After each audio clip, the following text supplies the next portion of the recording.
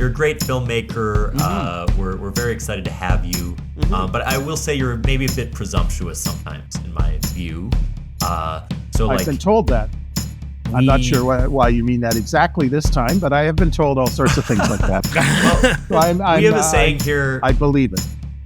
We have a saying here, hashtag not my Winnipeg, which is sort of to suggest like, yeah, maybe that's your Winnipeg.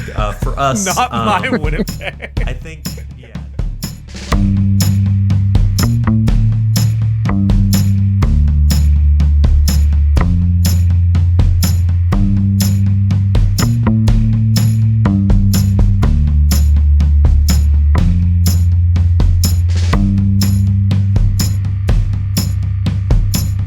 Welcome to Oops All Segments, the very best podcast hitting your eardrums at this very moment. I'm Kevin. I'm Thomas, and today we are here with the guest to end all guests, the art house filmmaker, comedic, dramatic, experimental genius, Guy Maddin. Hello, Guy. Hey, Thomas. Hey, Kevin. Yay! Great to be with you. Thank you. So excited to have you. I do have, right off the bat, a thought. Is it possible that the saddest music in the world is our podcast theme? That the most pathetic tune ever composed. Be gentle, because I did write it, I did compose it, I did perform it, Thomas. So I was thinking it was kind of catchy, and it has kind of thank you, Guy. It kind of it's really what it symbolizes. Eases you in. It's the right length. It would kind of overstay its welcome if it was any longer, but and I have to mention, Guy, that there is and so this is the live version. You get to hear actually a shortened version. In the record, there's actually twice as long of an intro that we sort of talk over the cold open. So it is unbearable and too long. Some would say. I like the durational stingers or whatever they are. Yeah. Sure. So. Yeah. And Guy, what's new with you in your life? We usually start off the show with a bit of a check-in. What's going on with you lately? At the time of this recording, this chat, I had a bit of a down day yesterday. My sleep has been disrupted lately. I finished wrapping a movie 2 months ago in Hungary, which we can talk about a little later. And since then, I haven't been doing the editing like partners Galen and Evan Johnson have, and my life has had no structure outside of Tuesday night movies at Thomas's dad's place. Sure. I can just get up or go to bed whenever I want. And yesterday I just stayed in bed for about 23 hours, getting out only to take the dog out. And it was bad. It did not feel good. But even, I got to say, just realizing I had to get up sometime today to talk to you guys added a little bit of structure to my life. Well, and I feel better. So talk about pathetic. I will say it's highly likely that after this record, you're due for another 23-hour stint in the sheets. It's a lot of our guests enter hospice minutes after recording with us.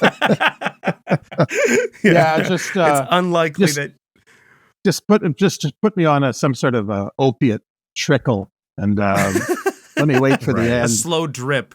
Yeah, no, I'm excited. I'm excited to talk to you guys because I remember when Thomas was born, and I've known that you makes casually. One of us. Tell me a little bit about the birth, as it were. Oh, it was gruesome. No, I don't remember. I don't remember the opening seconds. I remember the news that you were born. I remember we were shooting the movie your dad and I made in 1991, Careful, and you were born during the shoot, and not on the set or anything like that, but I just remember hearing, that Melissa had gone in, and little baby Thomas was born, and I love the name because I know your uncle.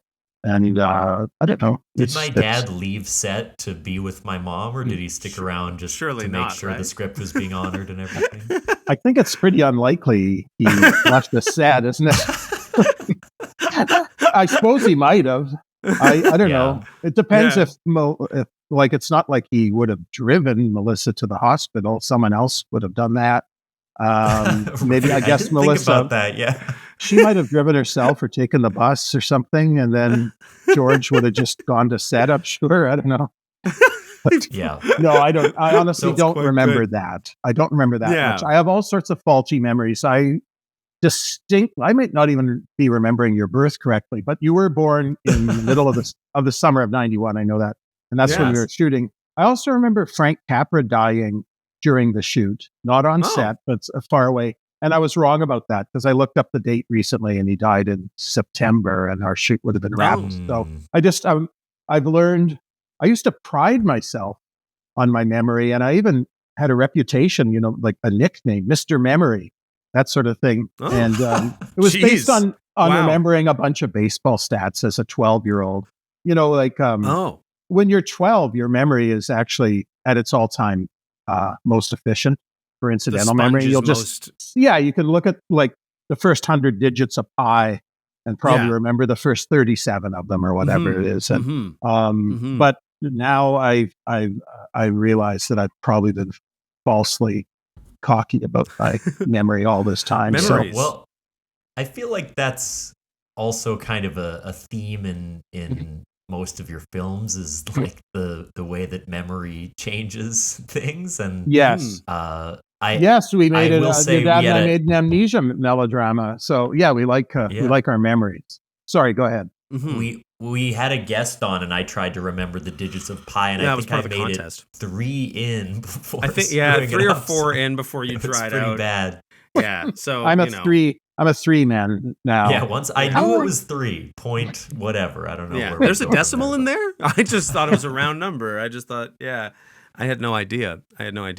Well, Kevin, how are you doing? I know. Where are you? And where are you doing it? Are you like also?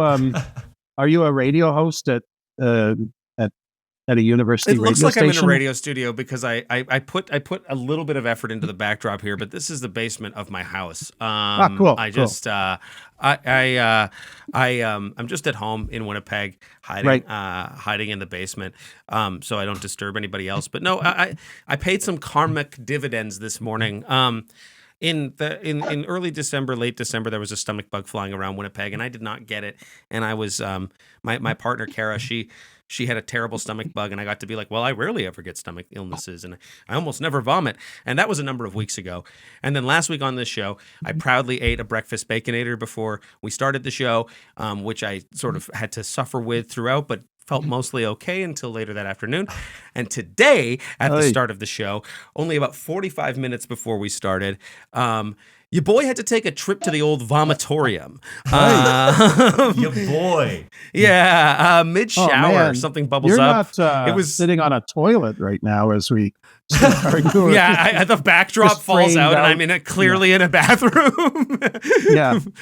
My green screen background that's horrible. drops. Well, so if you start, if I can actually see the beads of sweat on your upper lip right now. Yeah. If you notice, if I just sort of check out halfway through the show, it's probably because I'm sort of gulping down something. But anyway, I'm here. I understand. I have a small bladder, and I'll be getting up at least 2 or 3 times during. That's fine. That's fine and fair. Minutes. I sort of feel myself like an empty vessel ready to be filled with whatever this show has to offer. So, I should be. I can fill it. I should be good. Oh boy, I've never been more excited. It has nothing to do with my small bladder. Don't worry. Thomas, how are you, buddy? I'm pretty good. Yeah, this has been a crazy week. There's like a COVID surge in Chicago, and so half of the staff at Drunk Shakespeare have COVID right now. It's been like kind of a crazy thing. And so on Saturday, we had to do 3 shows in a row with an actor they had flown in from Phoenix that morning who we'd never met, who was going to fill in. And normally it's a 5-person show. We adjusted to a 4-person show where I played the host and Banquo in all 3 shows. So I was sort of doubling up. And it was just this insane, like chaotic, crazy thing. So I feel like drained of all my vitality. I have kind of nothing left in the tank for this episode. Would you describe yourself as an empty vessel as well, maybe? I would say that if even a tiny bladder would be large enough to fill me at this point, I Well, maybe I have enough for both of you with just one tiny bladder. I'm just a husk myself with a tiny bladder inside of it. Sure. But none of us has any substance, I would say. We're each kind of a tabula rasa. And what a 10 great minutes in. That's a pretty sexy selling point for the show.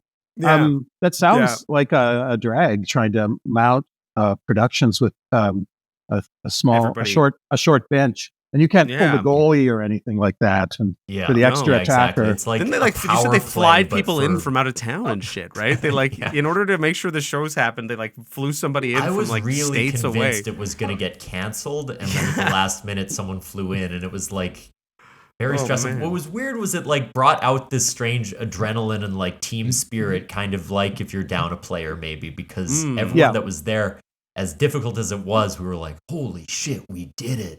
And then the next show where there were 5 of us felt much harder than the 4-person kind of emergency shows where we really pulled it off. I remember I used to go to a theater improv thing regularly every Friday night in the early 90s. My friend Kyle McCullough, the star of the first 3 features we made back in the late 80s, early 90s, ran this theater improv company. And I used to go and I'd enjoy it. Some nights better than others. But I got really drunk one night and decided that I should be on the stage with them. And I have no theater improv skills at all. But I do remember it wasn't just confidence that I would be funny. It was hubris, almost like bullying, arrogance. And Kyle handled it pretty well because we were friends. But I was going, okay, so how do you run things around here? I just was on stage while the audience was shuffling in, and I just kept insisting, and he finally forced me. He said, okay, the first improv is going to start with you sitting on your seat and being quiet until I say the magic word or whatever. And then I just sort of fell asleep and passed out for the show. And that actually sounds controlled. Putting you on stage and having you fall asleep in the middle of the show on stage is a good idea. I think that's arguably funnier than some of the shows we've done. From this distance now, I think that actually would have been pretty good. But at the time, maybe not. Out a special Dignity's guest never been my specialty, and it saved me some dignity in the short run. But if you feel like dozing off at any point during this, that sounds like it could be a big coup for us. So just if you feel like nodding off.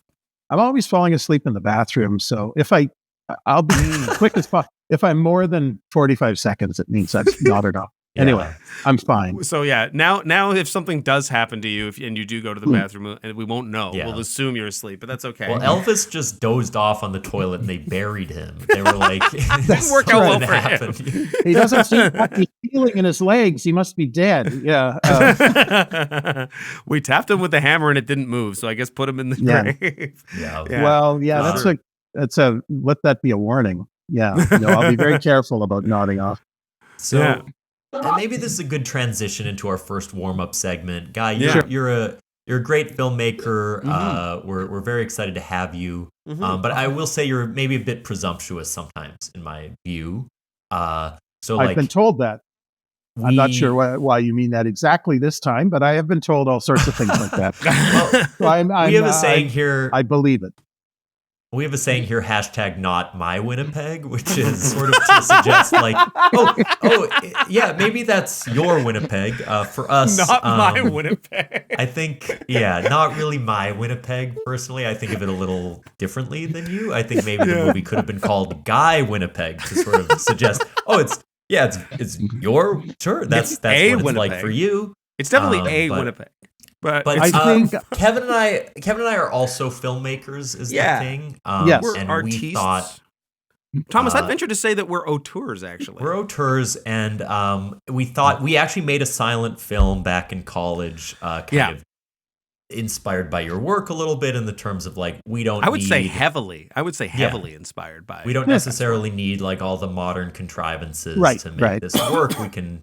Do it harken yourself. back to a purer cinema, right? An older cinema. And so Yes. we thought we would do a screening of that film for you, and you could just we'll describe it as it's going For the audio because listeners, there's no soundtrack. yeah, for the And people then we'll be when able to pause see it? you can Wow. yeah. And We you will. can give some feedback as we go as to like what we could have improved, whether you're picking up on the kind of imagery that we used.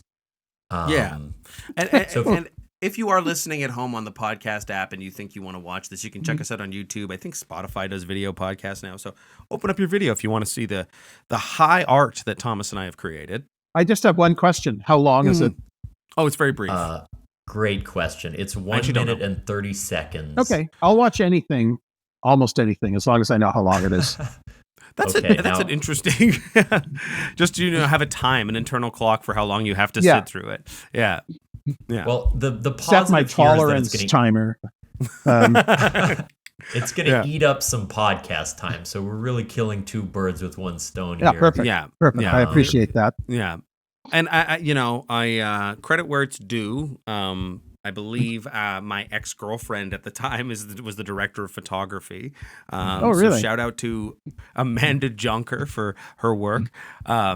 I don't know if I should have said her full name, but it's too bad now. We don't talk anymore, Well, a so shout it's probably out for fine. you to you for being allowed to shout out her name. You must have a good relationship now. Yeah, I mean, with- it's not bad. It's not bad. I mean, I wouldn't, if the listeners I wouldn't like look her up and ask her personal questions about me. I don't want people to find out. Yeah, I mean, because, I'm just kidding. It was fine. Everything's good. Oh, here we go. Okay. Well, I'm going to mute the audio. So just the opening shot. Before we even get started, right? Because I think the initial image in a film really tells the entire story. So, Guy, tell us what you're looking at right now. If that's the opening shot, that's a strong opening shot. That's Yeah. it's like a human cell phone on sleep mode or whatever. Yeah. It's You can see. or is it a pocket calculator for a very big pop? Yeah. No, I mean, it's Although fair. I think cell phones were more advanced than this, we sort of, again, we wanted that retro vibe. Yeah. So Yeah, it's unclear Yeah, what it's era. missing some cell phone accoutrements, but it's also missing calculator ones. So no, it looks good. Yeah, It's a yeah. digital something, and that's you, Kevin. Yeah, and, dozing there. That is a youthful version of myself. Yeah, that's me as a young man. Yeah, I remember you. Yeah. Yeah, and I'm sleeping. I'm dressed as a cell phone. You can see. If you look closely, the text on the cell phone above the numbers actually spells LOL, which sort of is to clearly drive home that an this is a phone. acronym for laughing out loud, as it were, which is what we hope the audience will be doing shortly. Absolutely. So I'm sleeping on a bed on top of the sheets, which is an interesting choice for us. But I guess then it would be clear that I was a cell phone. If I went into the sheets, you wouldn't know. Is it a series of stills? Is this like your La Jetée or whatever? Or do things start moving around? Certainly a strong influence on us. We like to play with kind of time, chronology, like the impermanence of space and experience. So let's see. For me, though, really cinema is about relationships. A solo character has no meaning until we see how they connect with another. So let's play on and see who shows up in this bed with the human cell phone. Yeah, and there's sort of a score underneath this whole thing. Oh, it says actually on the screen, "This is cell phone." In case it wasn't here clear. Here comes shot number 2. Oh yeah, it's Thomas yawning, and he's wearing what seems to be a car. Yeah, and he gets into bed with me, sort of beside me. Look at where. Let's pause here. What is going on with those pillows? Because that's not a comfortable. Guy, when you're shooting films, I assume sometimes you have to make shots look a certain, like the look of the shot is always more important than the authenticity of what's happening, perhaps in like the set, right? So like we're propping up pillows for good angles and stuff. It's a factor. I have no problem with the pillows. Maybe you have an uncomfortable history with the pillows. I don't know. Are you wishing the pillows were making less of a statement? They're creating. They're loud diagonal lines, and they're featuring perhaps the pillows upstaging Thomas a little. That was really my fear, is that there's so much pillow. You know what I mean? Like the pillow. It's a lot of pillow, and you don't look as comfortable back there as the cell phone. You look explicitly working on a sore neck. I'm like uncomfortable. Yeah, your head is the very bottom small. half of my head is on one pillow, and the top half of my head is on a pillow beneath the first pillow. We didn't like stack them effectively, so I've kind of like I have a Frankenstein monster-esque posture with my shoulders really tight. Like I'm so anxious to be doing this shot where I lie in a bed. Yeah, and you look like you're well on your way to that Saturday night palsy, they call it, when someone drinks too much and they pass out in a funny position, and then they wake up and they can't move out of that position for about a week. And it's actually a serious living illness. rigor mortis. Yeah. Anyway, you're not passing out, you're acting. Yeah. Well, I'm about to, and I'm curious. So you see, a cell phone man lying in a bed and a car man lying next to him in the bed. Yeah. What do you assume about our relationship? Yeah. Well, you're definitely different. So maybe that's a good thing. It's not like two cell phones lying side by side. Yeah, that would be. And it's not like two cars, which would imply a collision of some sort. Yes. Yeah. I don't know. Is like is Kevin going to like make you an unsafe car to be near while you're on the road because of distractions or something? And or is that something? That's why you're the fucking best. Holy shit. That's why you're the award-winning director, and we're just a couple of schmucks. Did I clock it? Yeah. Did I get it? I got the whole... Well, we're going to play on, but... Okay. Surprise, motherfucker! There might be a little bit of a social commentary, as it were, a Brechtian kind of break with the form, and let's see what happens in this bed. I'm wondering, does someone with a pedestrian, cardboard cutout of a pedestrian, walk in? And lie on top of you? I could only hope. We actually did cut that shot. There was a sort of we didn't have a third actor. A thruple B story. That's fine. Yeah, we had to I cut won't that. interrupt. You'll see the I'll car. just watch. No, you're good. The car is snoring now. Car is snoring. Sort of keeping Idling. up the cell phone. Cell phone idling. does not like it.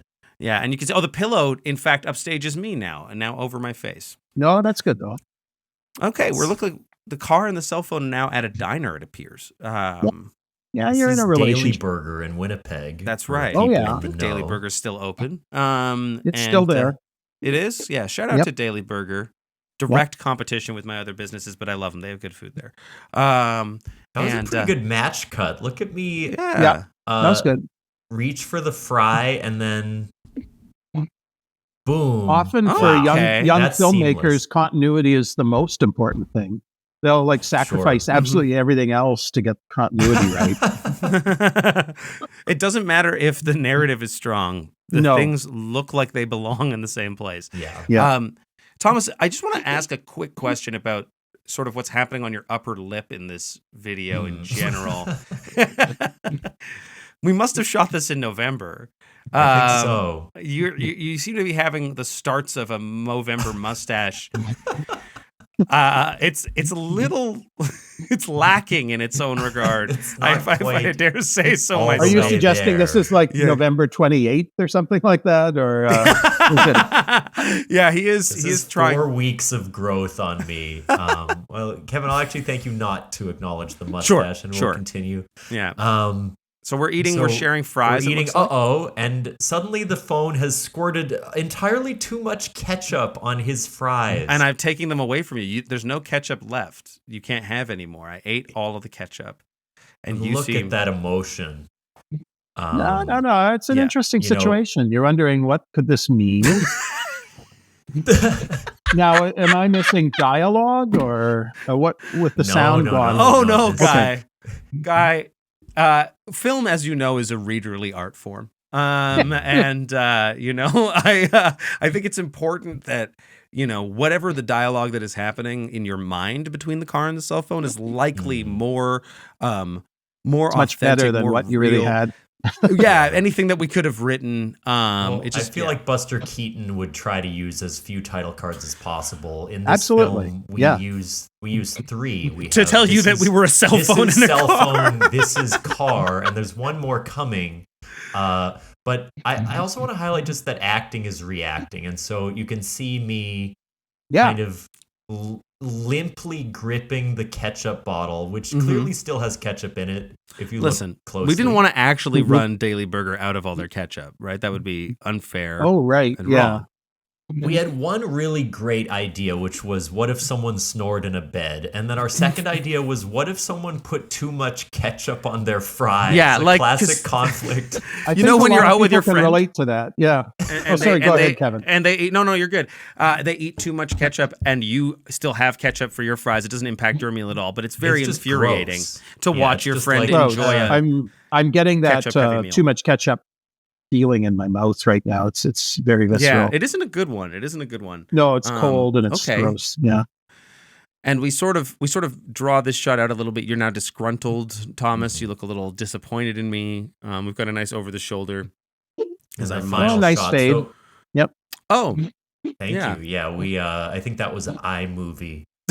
So don't discredit Windows Movie Maker. It might be you can that. see that Kevin's phone has a little banana on the back, and what? Well, that's cute. And yeah, it's not quite the universe that we are accustomed to. This suggests that something may be different in this reality, right? Yeah, yeah. You know, things are a little Something's unusual. up. Maybe the dominant company is Steve Labor, and he has a banana. Steve Labor. The Did dominant you company copied is that from Antonioni, didn't you?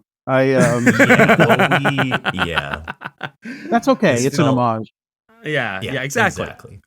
So let's see what happens in this. As third we're walking encounter. in the sidewalk. And they can't seem to get past each other. One of those classic foibles. I step left, you step left, I step right, you step right. Oh, we've bumped into each other again. and we seem a little frustrated. Some decent match cutting going on here, actually. To be Yeah, honest yeah, with it's you. good. Talking. Here we and go. and now we're fighting. scrapping. Oh, we're We fully grabbed each other's shoulders. yeah, We're at Grant Park High School, yeah. and suddenly, much like the end of 400 Blows, a sudden freeze frame. And Right. what does it mean? The third title card. Guy, why don't you read that out for us? Cell phones and cars don't get along. I expected the Cro-Magnon flavors to continue. Cell phone and car don't get along. Or That whatever, would have but- been Yeah. would have been No, better. it's true, and it's actually, and it's not too much of a sledgehammer. So let's give like a cinema score here. Like Yeah, if Rotten you had to- Tomatoes, if you were to aggregate all the critics' views of like what this film is, and really I want you to, use your know-how and discuss what you kind of And thought I of should this. say, I won't tell you what the results of it was until after we hear yours, but we did enter this in a competition. I would say Yes. that Okay, as well. what was the Yeah. competition? It was CAA's Safe Text and Drive competition. Oh, okay. So it wasn't like no, it's good to know. It wasn't a was- film festival. It wasn't. Yeah, it was. Can we sent it wouldn't to get- TIFF. Yeah, Yeah, Can It wouldn't won the take it, Palme guy. Well, it's all in the context of the competition. I actually, as a short film, I was really gonna steal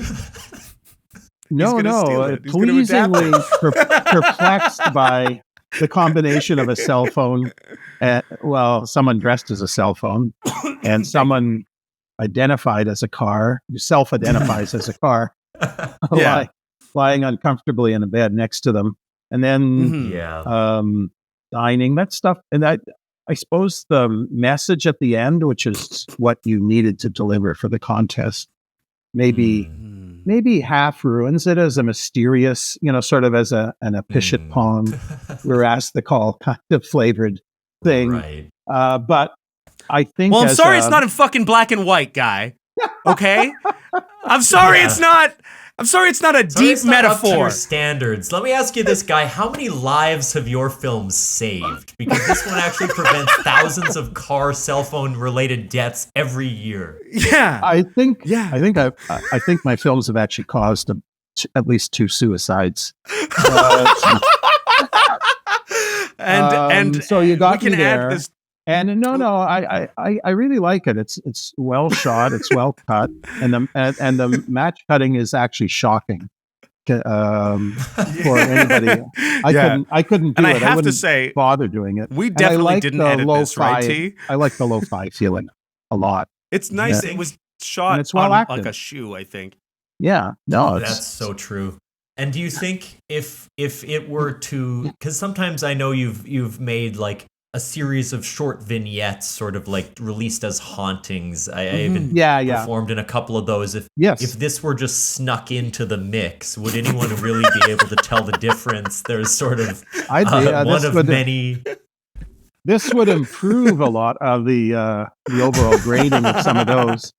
I was just this morning. Someone sent me a list of short films that I've made from my IMDb page that they've never seen, and they're wondering if they could score live music to them. And they show there's a reason these things aren't seen. There's tons of short films I've made that are just terrible, like just really humiliating. And even though I'd be curious to see what someone could do with live music, then I had to remind myself, no, these things are irreparably terrible. But I used to make short films just because I was lonely. You know, I'd get some people together and we'd just make a short film, and quite often they weren't properly scripted, storyboarded, or it was just a thing. I'd be lucky to have pillows like you had, you know. And I have to say, I don't really know what pillows. it's like. I don't know what it's like to make a short film that you're embarrassed by. I just don't know what that's like. I can't even imagine. I have no idea. Because I look at this and I think, like, as much as we've grown, we were already here. You know what I mean? It's Yeah, hard to there. imagine peaking at 21. Yeah. You know, and I will say also that in this there's leading up to the fight, there's sort of a moment where you and I can't quite cross the paths together, and I do such a horrific job of acting like I'm trying to go straight. I am just clearly getting in your fucking way. Like I watch like look. Okay, well now we've bumped, but if you back it up, like I'm not even trying to. You are doing a good job of like, this is my stated goal. I'm just trying to get in your way. It's not helpful. So you know, like look at like, I'm trying to. I'm aggressing on you here. A big step. It's kind of like what you got to do, I guess. Like otherwise, you'd have to rehearse for 7 weeks or something. A perfect. I just think get in this way, and actually, this is what you get in the moment. Well, didn't even bother me. A lot of directors. I just say that's good enough. I feel like you know, you get the point. It's good enough. Well, you kill the spark. Good enough is a high compliment for me. Yeah, I'll kill take the it. spark by over-rehearsing, right? By the time you finally roll the cameras, the lines are dead. There's no life left in it. And so for us, it's like, by not even discussing which direction we were going to go beforehand, like, that's where you capture this real, authentic interaction on screen. No, you and did that's it. sort of You did it. the method we take into all of our art creation. So, Well, thank you very much for Thank you, Guy. Offering my your pleasure. take. No, and I mean it. It was good enough. Good enough. That is fine. I've destroyed some actors. I've started to work. I'm not famous for being an actor's director, but I've in my most recent film, I've been the one that we just shot this fall. We're lucky enough to have some really good actors. I have Cate Blanchett and have Alicia Vikander and others. Holy crap. It's incredible. And so I, just directing them like normal, like I always do. They'd finish a take and I'd go, good enough, and like really destroying these people. Because they kind of wanted if they wanted feedback, they definitely don't want to hear that was amazing or that was excellent or that was perfect. If you say anything at all to actors of this caliber, I think, or at least these two, they either know they got it, or if they want some feedback, it's got to be really specific. It can't just be that was great, or the bad habit go-to that I have is good enough, because I mean it. Good enough. Like let's move on. It was in the spirit that you guys are talking about. Time to just move on and let's finish this movie. You have that sort of finish it early. catchphrase, and because that's exactly the same thing that all of my sexual partners have said afterwards. It was shocking to me. Really, shocking. And they didn't even mean it. All of them. Yeah. Well, that's the. I see that you've spoken with a number of them. Exaggeration of how good it was. Yeah. Oh, you're exactly, lying. You're just saying. You're just saying it's good enough. Yeah. Just pretending you it try was to adequate. milk a little more out of it. Get a little higher score. I certainly wouldn't want to hear that it was, excellent or good work or that I did well. Yeah. So it is helpful. I do like specific notes about coitus. Very sincere. I like the way you noticed how long it had been taking and then registered a little bit of guilt and a little bit of showed shame. that you were present with me, that you saw that something was up. Wow, that's insightful. You guys are good. You guys have a great future. Let's go to a quick break. We're going to plug another podcast, although they don't deserve to really share an episode with Guy, but we're going to do it anyway. And then we'll come back and we'll hear Guy's segment. Sure.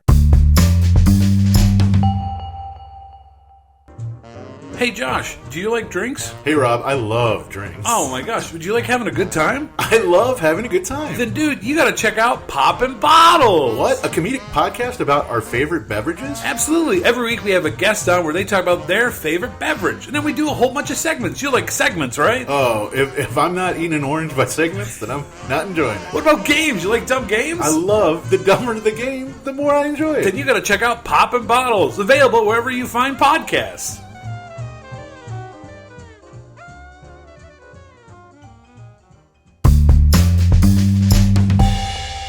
We have returned.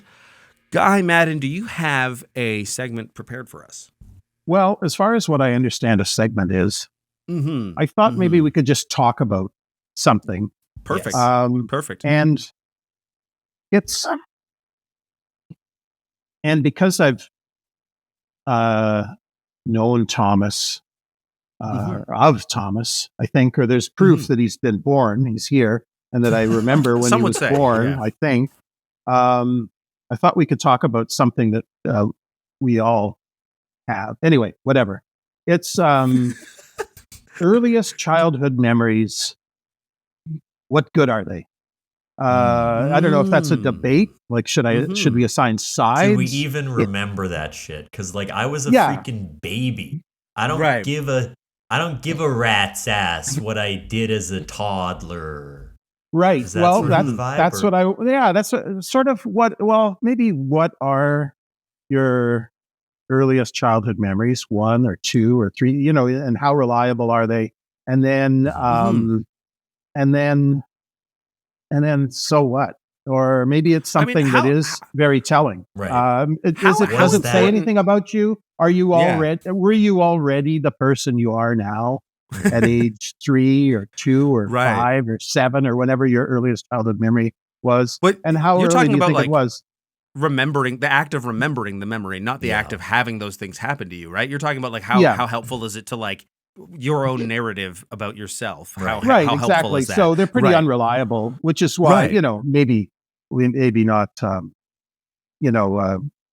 Needed, you're not a reliable witness under oath in a trial or anything like that when you're talking about when you're 4. But I don't know. I was thinking the other day, I'll start and then I'll ask you what your earliest childhood memories were. Sure. This one isn't my earliest. I have an earliest one, which I'll tell you later, which I think dates from when I was 3, almost 4.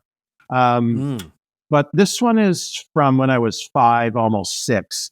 And but I remember it, and I was sitting with my Aunt Lil. I had a second mother that lived in the same house. My Aunt Lil, my mom's sister. She lived downstairs, and my mom lived upstairs, and I just went wherever I wanted in the house. And we were watching New Year's Eve of 1961, 1962 together, and we rung in the New Year just right at midnight. I was allowed to stay up late, and and my aunt just said to me, it'll never be 1961 again. And I went, what do you mean? Of course it will be. And she said, no, it's 1961 is just ending.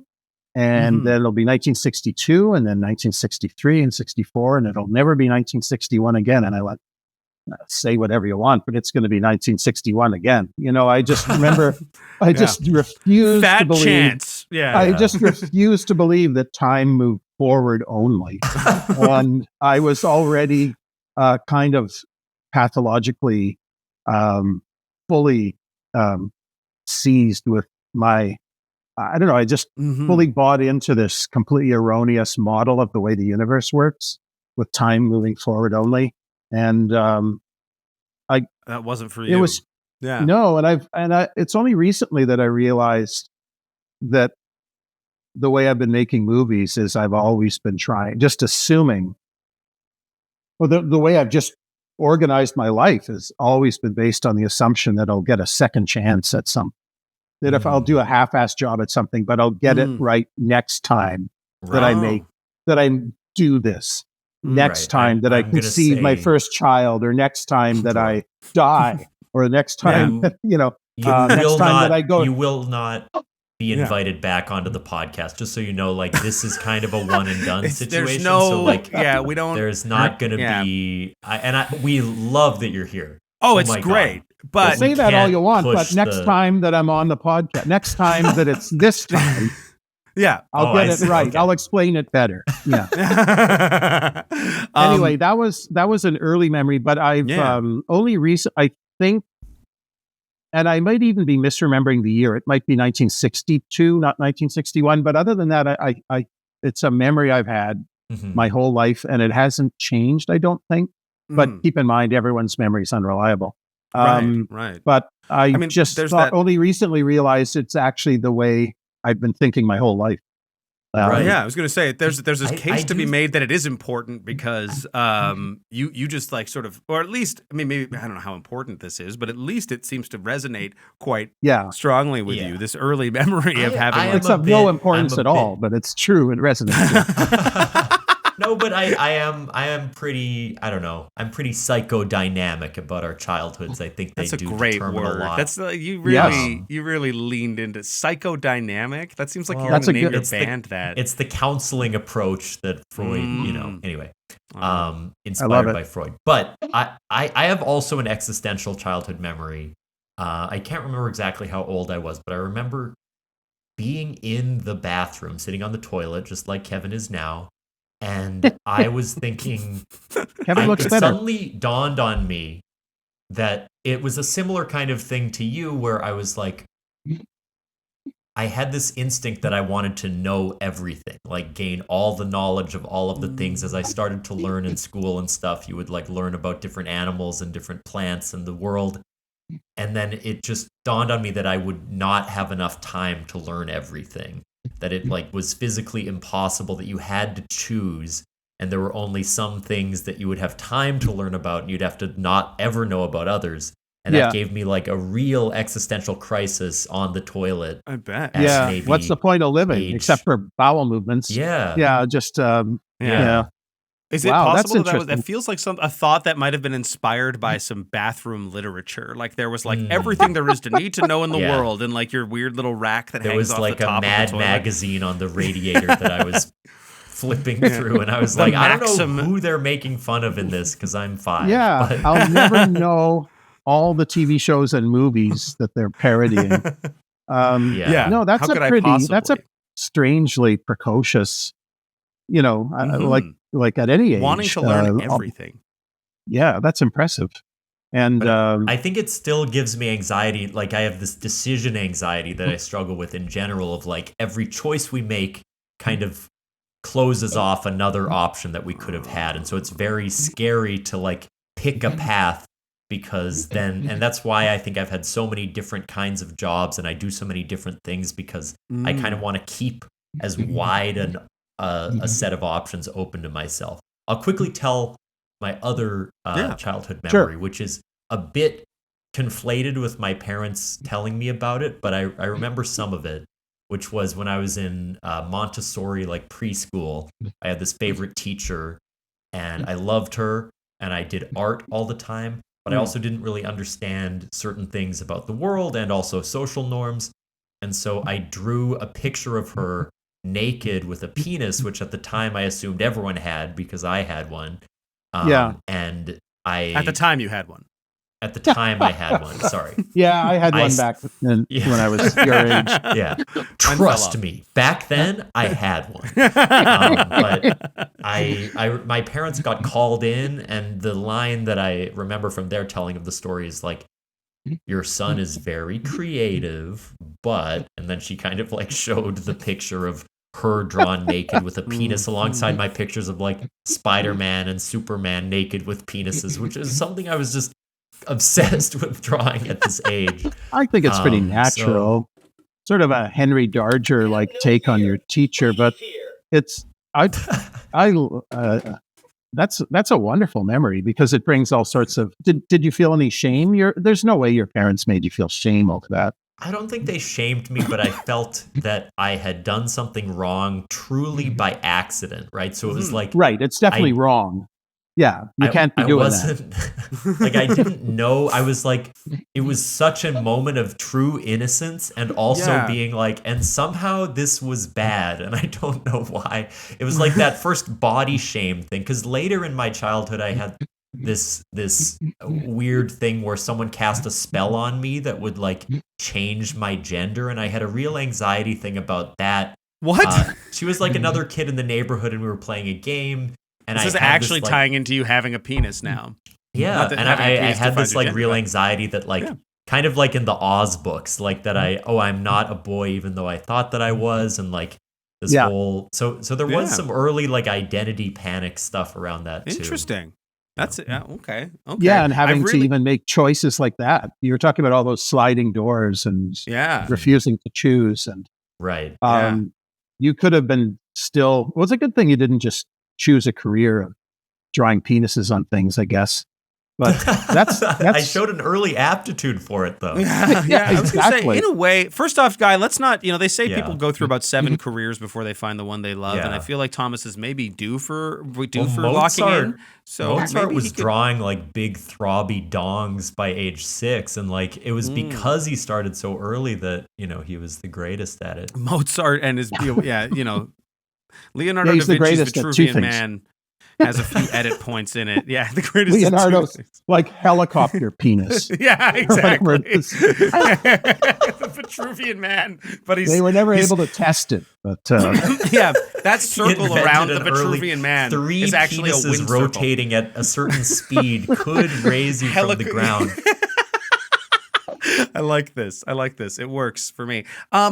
You guys had very deep existential thoughts. Maybe you can help me pull out what, Thomas, you have some therapy experience, Guy. Obviously, let's analyze this. You know a lot about sort of the psyche from your work and things like that. So I'm curious to see. I have a handful of memories. I'll start off with one. So I like my early childhood memories are like little blips, probably due to some sort of trauma or something. But I like remember skinning my knee in daycare and things like that. But the one of the earliest like full blown solid like memories I have is I was 4 years old, going out of grade 4 into grade 5. That's not that young. No, 4 years old, 5. Yeah, this is what it was. I stole a coat hanger from my mom went shopping with me. I was able to walk on my own at this point.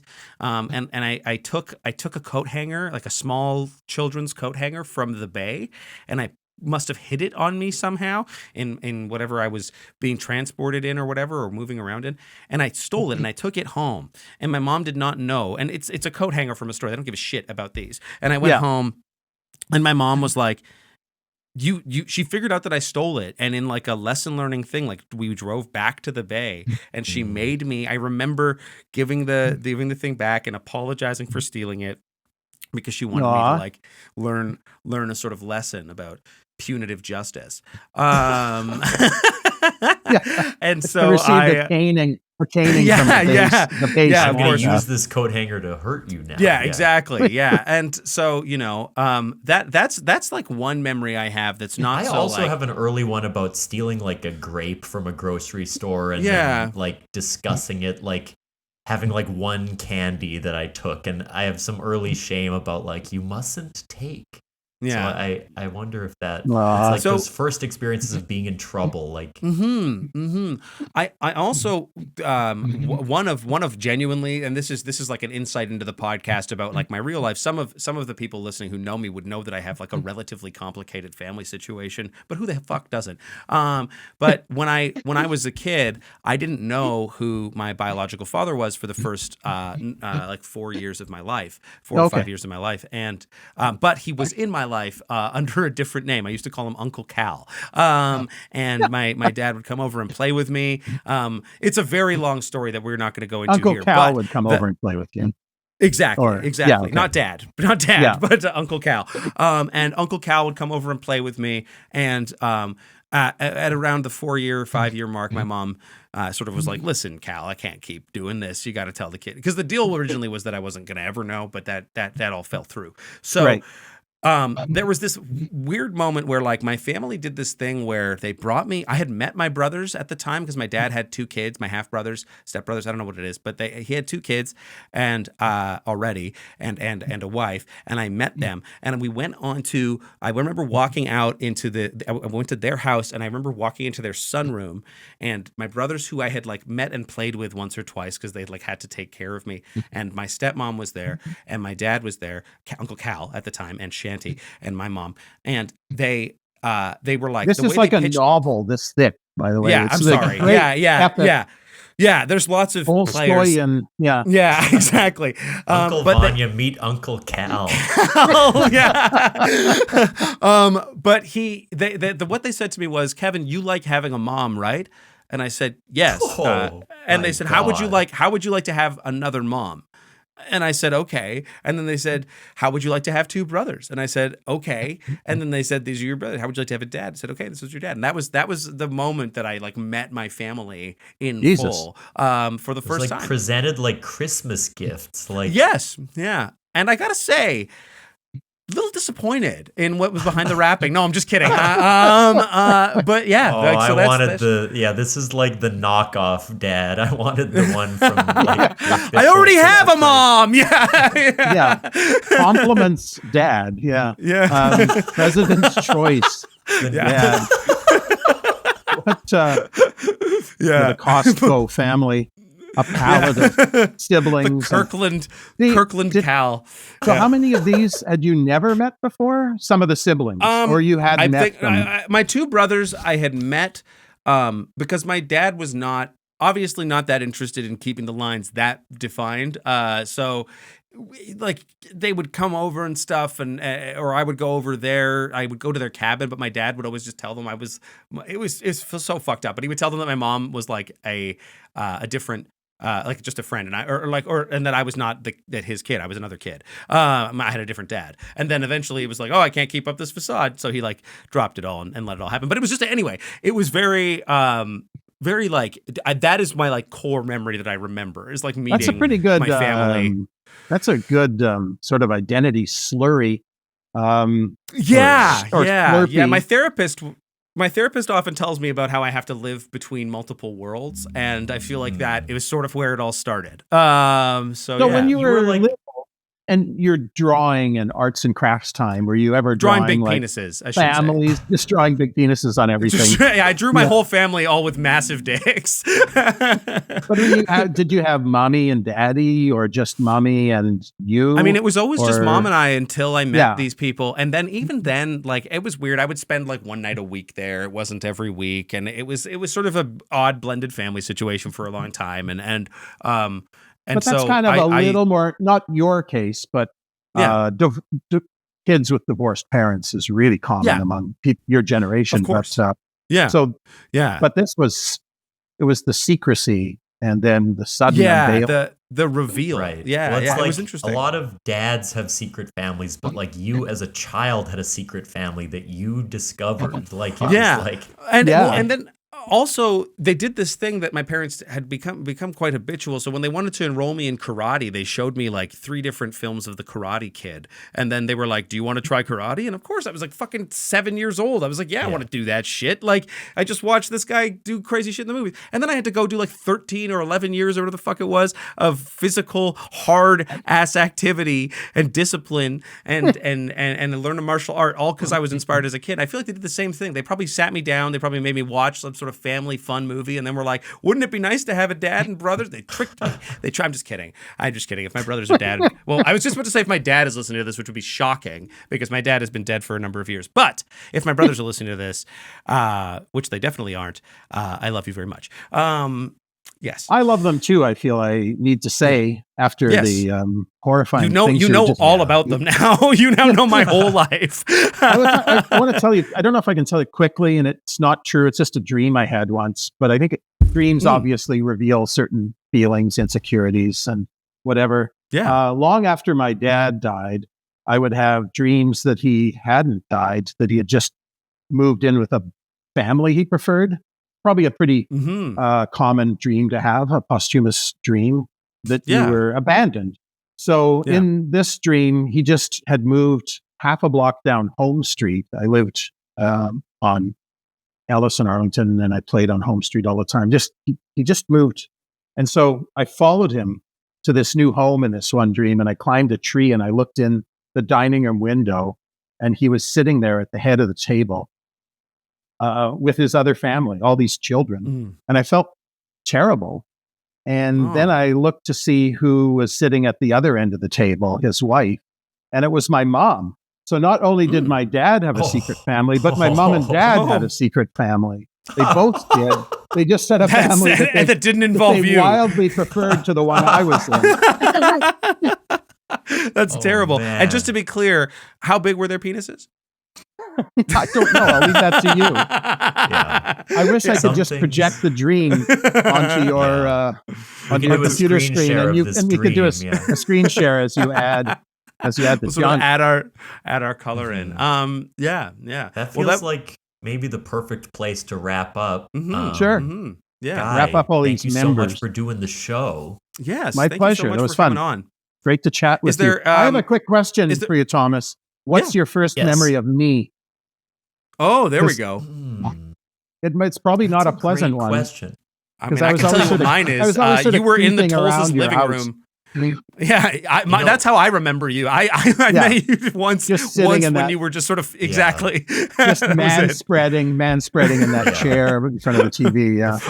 The first really vivid memory I have of you is trying to teach you how to use QuickTime earlier today. But I think this is definitely not the first time we met, but the most memorable maybe childhood experience was you came over to watch the Oscars with us, and you guys were just like roasting the Oscars and making fun of all of and I remember just being like, oh, they have so much insider knowledge and they're so witty, and I need to like catch up. So that was lots of catching up. Yeah, that's right. Your dad always threw. He might still Oscar roast parties. Okay, well, good. I was at one of those. I remember those. Yeah, they're fun. Yeah. Guys, is there anything coming up shortly? I mean, you were talking about a film. What would you like to plug? Now's the time to tell our listener base what. I don't know if it's a plug because it's so far off, but I think there's an official. It's officially known now out in the world that I shot a movie with my partners, Evan Johnson, Galen Johnson, in Hungary this past fall. Produced by Liz Jarvis, a Manitoba-based producer, and Ari Aster and Lars Knudsen, the Square Peg, and some other producers out there in the world, great people, and that it stars Cate Blanchett and Alicia Vikander, and I won't even tell you the title yet. It's and we don't have a teaser trailer or anything. It's only just being announced that it even exists. But it was an adventure, and the next time I get to be on your show for the first time, I will do a better job of describing it. We'll have cell phone and car Sort of, is it too late for us to get a cameo? Yeah, could Well, cell phone or car maybe show up in the background of one of those shots because Yeah. they're kind of known entities. I think they each have a pretty big Instagram following, cell phone and car. So like They do. even Maybe I can be asphalt, thing like that. We'd ask for nothing less. Okay, great. Yeah. Folks, if you're listening and you're in Winnipeg and you want to see some live improv comedy, I'll be performing with Club Soda Improv on January 28th, I believe it is. It's a Sunday at the Gas Station Arts Center. So come on down and see some funny folks do some funny stuff. It'll be a lot of fun. I think we're working on an exciting format that should be interesting for the viewers. Thomas, do you have anything you want to let people come see? Or are you doing things that... Not right now. Not right now? No? Okay. Pretty sad, pretty boring, pretty lame. That's fine. Actually, refreshingly wait. honest. Yes, there is. Yeah. I'm in the Trigger Happy Lab cast at the Annoyance. Oh, yeah. And I've been doing some shows at Clash on Clark on Mondays for We Don't Sell Beans. Come check those out if you're in Chicago. Perfect. Wish I could go. Yeah, exactly. If you're listening at home and you want to be really cool, really supportive, you can check out Thomas and I's other show. We have a D&D podcast called What We Do in the Basement. It's on all of your normal podcast applications, so please do take a look at that. Thomas, should we get Guy to do us a little bit of a favor here? Guy, if you could... I attempt to open the podcasts app on your phone. Yeah, this might be a mistake. 5 stars, oops, all segments. If you don't have it, you can just sort of pantomime that you're doing it. I'm doing You're it. at home, There we go. and you could go on to Oops All Segments, give it a 5-star review, just like Guy Maddin. 5 You stars. know, if it's good enough for 5 him, it's stars, good enough done. for you. Done.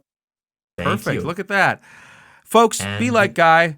Go rate us 5 stars. Follow us, like us, share us, Do all the things you do. Suggest to people that this is a podcast where we interview like important artists from. Yeah, I'm pretty sure Very the last episode's title, which is yet to be released, is going to be called Wet Gas or something like that. And it's, or maybe not that. It's going to have something like that. But the last episode was incredibly scatological. I've done my best to not talk about the fact that I almost shit my pants this morning, and we are on our way out. Thank you so much for listening to Oops All Segments, folks. Thank you, Guy Maddin. And Thomas, I fucking hate you, and I hope you get hit by a car.